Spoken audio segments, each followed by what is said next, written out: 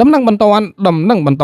នៅថ្ងៃនេះតែម្ដងបងប្អូនគ្នាយោធាថៃបានបន្តប្រើប្រាស់យន្តហោះដ្រូនស៊ើបការហោះចូលមកក្នុងភូមិសាស្ត្របាទដូចជាខេត្តស្ពោធិ៍សាត់និងខេត្តកោះកុងរបស់យើងអញ្ចឹងយើងមិនទាន់ដឹងថាតើថៃឬក៏អាកពូជចៅសៀមនេះវាមានគោលបំណងអ្វីទេនៅក្នុងផែនការនៃការចង់ឈ្លានពានមកកាន់កម្ពុជាយើងបន្តទៀតឬក៏យ៉ាងណាថៃបានបន្តប្រើប្រាស់នៅប្រភេទដ្រូនស៊ើបការហោះចូលមកក្នុងភូមិសាស្ត្ររបស់កម្ពុជាជាចេតនាមួយគឺញុះឲ្យកម្ពុជាបាទបាញ់ទៅវាមុនដើម្បីវាបន្តការឈ្លានពានមកកាន់កម្ពុជាយើងទៀតហើយថ្មីនេះយើងក៏បានដឹងថាប្រទេសថៃបានធ្វើការចាប់នៅពលរដ្ឋខ្មែររបស់យើងដែលធ្វើការនេសាទនៅក្នុងបាទនៅទឹកដីរបស់ខ្លួនក៏ប៉ុន្តែគៀកទៅនឹងព្រំដែនទឹកសោះថៃវាចាប់ហើយវាចោទថាជាការយកការពីសំណាក់ខាងកម្ពុជាអញ្ចឹងស្ថានភាពបែបនេះបងប្អូនអរនេះដឹងថាថៃកំពុងតែញុះឲ្យកម្ពុជាអស់ការធ្មត់អស់ការទ្រាំបាទទៅវាធ្វើការវាយលុកតែម្ដងអញ្ចឹងយើងដឹងថានៅក្នុងសង្គ្រាមលើកទី2នោះថៃបានធ្វើការវាយប្រហារមកកាន់កម្ពុជាបាទសបើមដៃខ្លាំងមែនទែនហើយការវាយប្រហារទីនោះគឺរដ្ឋាភិបាលរបស់យើងបានទុកពេលវេលាឲ្យថៃបាទធ្វើការវាយ24ម៉ោងមុនបើសិនជា24ម៉ោងហ្នឹងហើយនៅតែបន្តបាញ់ទៀតអូខេយើងក៏ធំនេះបានដែរអញ្ចឹងនៅក្នុងការវាយលើកទី2បងប្អូនឲ្យថាថៃគឺវាយ24ម៉ោងលើ24ម៉ោងរហូតដល់ថ្នាក់កម្ពុជាវាអស់ការធ្មត់លេង BM21 ទៅស្រោចទៅវាស្រែកថាឈប់បាញ់បានទេបាទពួកអាចចោលពីបាញ់នេះអញ្ចឹងថ្មីនេះបើតាមសេចក្តីរាយការណ៍ពីខាងក្រសួងមហាផ្ទៃបាទគឺយោធារបស់ថៃបាននឹងបន្តប្រើប្រាស់នៅប្រភេទដ្រូនស៊ើបការជាច្រើនគ្រឿងហោះចូលរំលោភនៅក្នុងដែនដីអធិបតេយ្យភាពរបស់កម្ពុជានៅក្នុងភូមិសាស្ត្រខេត្តពោធិ៍សាត់និងខេត្តកោះកុងនៅចន្លោះចាប់ពីថ្ងៃទី5រហូតដល់ថ្ងៃទី6ខែមករា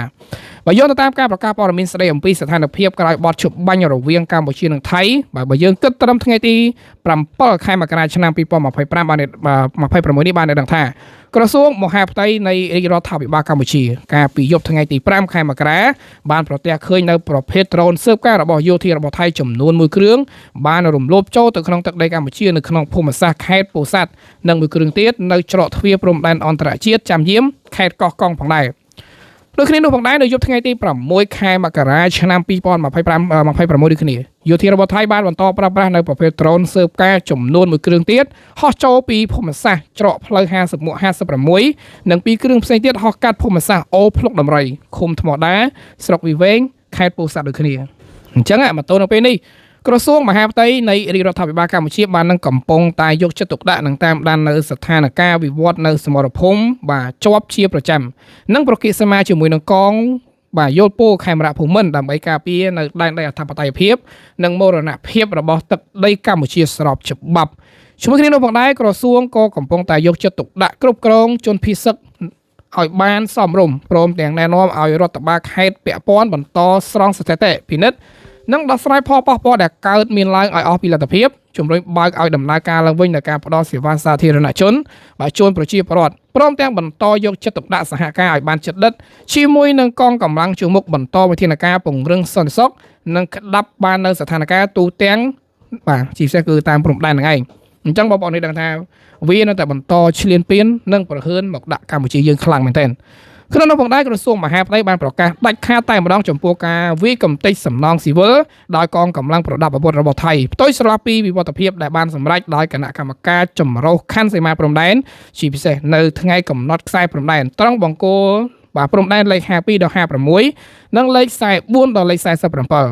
ស្ថានភាពនេះបង្កឲ្យមានការព្រួយបារម្ភជាខ្លាំងថាប្រទេសថៃកំពុងតែព្យាយាមធ្វើឲ្យខូចទៅដល់កិច្ចការខិតខំប្រឹងប្រែងនៅការកំណត់ខណ្ឌដែនសីមាព្រំដែនដែលកំពុងតែដំណើរការតាមរយៈការបង្កើតនៅស្ថានភាពឲ្យមានការឈរជើងជាក់ស្ដែងរួចជាស្រេចទៅហើយបាទអញ្ចឹងគឺកម្ពុជារបស់យើងនៅតែមាន